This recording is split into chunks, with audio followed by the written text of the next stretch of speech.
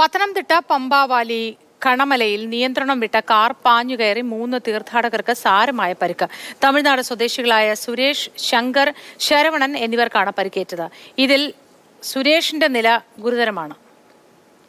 CK Abhilal വിവരങ്ങളുമായി ചേരുന്നു. അഭിലാൽ, പരിക്കേറ്റവരുടെ ആരോഗ്യനില ഇപ്പോൾ എങ്ങനെയുണ്ട്? എങ്ങനെയായിരുന്നു ഈ അപകടം പറ്റിയത്?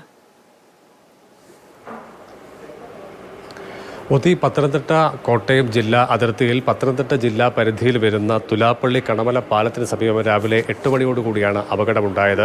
തമിഴ്നാട് നാമക്കലിൽ നിന്നും ശബരിമല ദർശനം കഴിഞ്ഞ് പോയ സംഘം ബസ് റോഡിന് അരികിൽ പാർക്ക് ചെയ്ത ശേഷം തീർത്ഥാടകർ ഭക്ഷണം കഴിച്ചുകൊണ്ട് നിൽക്കുന്ന ഒരു ഘട്ടമായിരുന്നു.